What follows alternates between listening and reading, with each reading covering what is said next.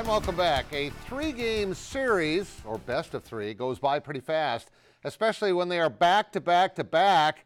Last night, the Stampede edged Sioux City to take a 1-0 lead in that best of three. But most every game with the Muskies this year has been really close, even though they're 8-0-1. And this game was no exception. Sioux City comes out firing. Jackson Stauber with the save. He was much busier in the game tonight. A few minutes later, the Muskies with a great chance to score, and somehow, someway, Ethan Phillips gets the puck, and here he comes. Breakaway. His first goal, it's 1-0 in favor of the Stampede. However, 4 minutes later, the Muskies would answer. Anthony Kerher slides it over to Blake Biondi, who scored last night, and the wrister makes it 1-1 after 1. 2 minutes into the second period, Kerher again. He's going to be stopped again, but Alban Nielsen is there for the rebound. It's 2-1 in favor of Sioux City.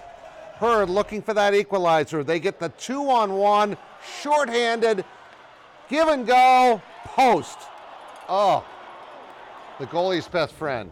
So, third period now, 2-1 in favor of Sioux City. Andre Lee, who scored the winner last night, rips it home. That makes it a 2-2 game. He's pretty excited. And how? Now, they played the rest of the third period and didn't score. Went to overtime. Played the entire first overtime, didn't score. They're cleaning the ice right now.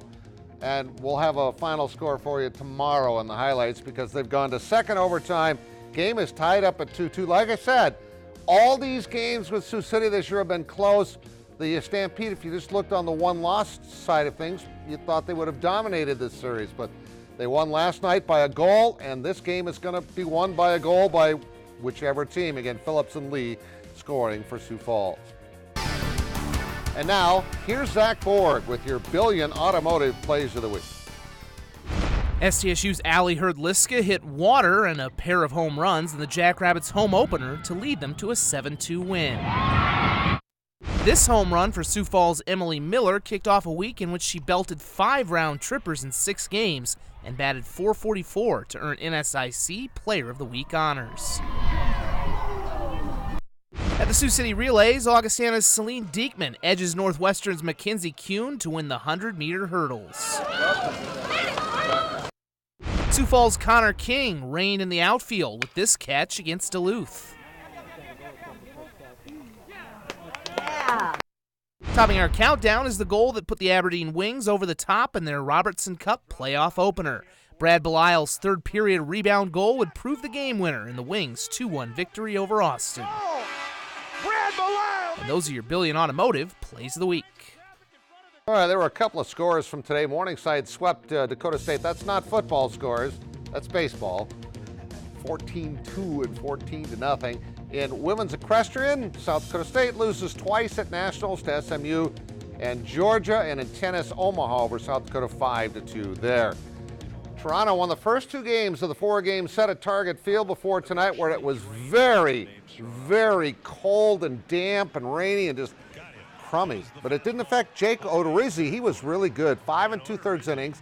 He had 6 strikeouts, and he got all he needed for support from Nelson Cruz, one of the new guys. He grounds an RBI double to left. He had 2 hits, 2 RBIs.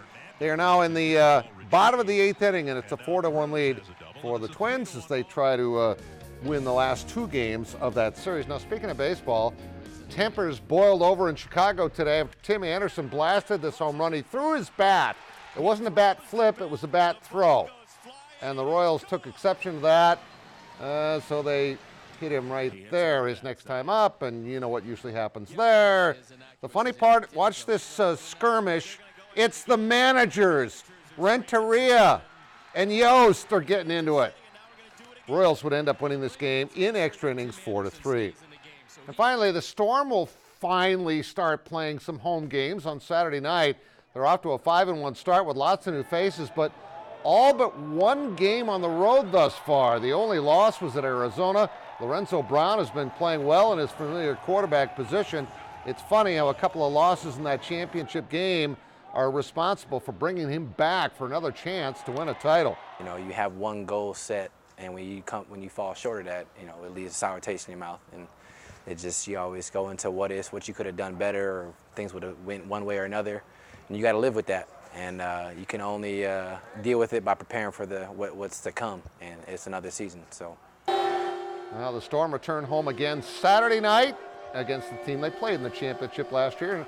They're going to be at the Premier Center a lot for the majority of their regular season games. Their only loss again, as I said, was at Arizona. We'll be right back.